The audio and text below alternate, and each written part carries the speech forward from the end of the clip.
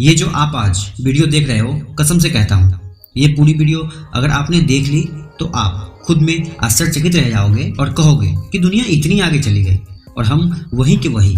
Example के तौर पर आप समझ लो, लॉकडाउन आने से पहले बहुत कम लोग ही जानते थे कि ऑनलाइन कुछ काम भी होता है, क्योंकि किसी को इससे पहले विश्वास ही नहीं था कि ऑनलाइन काम भी होता है, ऑनलाइन मीटिंग भी होती है, या फिर एक मोबाइल से ही आप कुछ भी कर सकते हैं।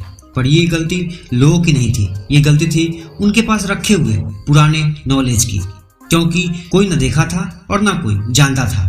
पर अब जैसे जैसे टेक्नोलॉजी बढ़ती गई तो हम सबके हाथ में एक एंड्रॉयड फ़ोन आ गई और उसी के जरिए हम लोगों ने इस दुनिया की असलियत जानी।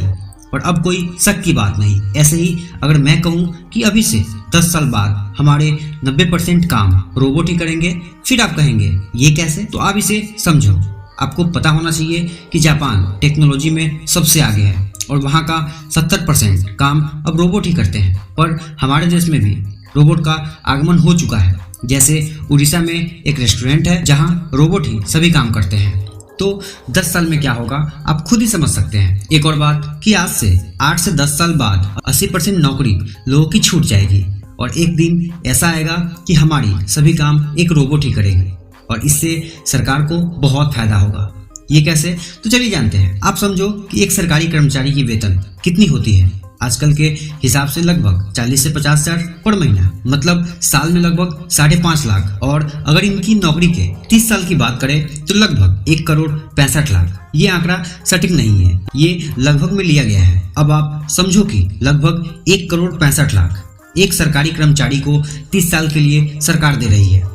पर इसे ध्यान से समझें कि अगर उसी जगह पर रोबोट 50 लाख में भी अगर बन जाती है तो सरकार को 1,15,00,000 का मुनाफा होगा। और रोबोट इंसान के मुकाबले तेजी से और अपने सुपर सिस्टम के साथ काम करेगा और गलती भी नहीं करेगा। तो फिर कर्मचारी का क्या काम? आप कुछ दिन पहले तो ये सुने होंगे कि आर्मी की नौकरी अब बस 4 साल की ही कर दी गई है। क्या आपने ये जानने का प्रयास किया क्यों? तो इसे थोड़ा अच्छे से समझें। पहला तो 4 साल की नौकरी अगर है तो बहुत सारे लड़के को जॉब मिलेगा, क्योंकि जनसंख्या बहुत ज्यादा है। दूसरी बात कि धीरे धीरे अब आर्मी की नौकरी खत्म कर देंगी सरकारें। अब टेक्नोलॉजी का जमाना है। जो 50 आर्मी बॉर्डर पर काम करेंगे वो काम बस एक रोबोट करके देगा। कुछ दिन में तो सारी नौकरी भी खत्म हो जाएगी, क्योंकि इसका कारण है हम खाते हैं, हम सोते हैं, पर रोबोट तो हमेशा जगे रहते हैं। तो हुई ना सरकार को फायदा।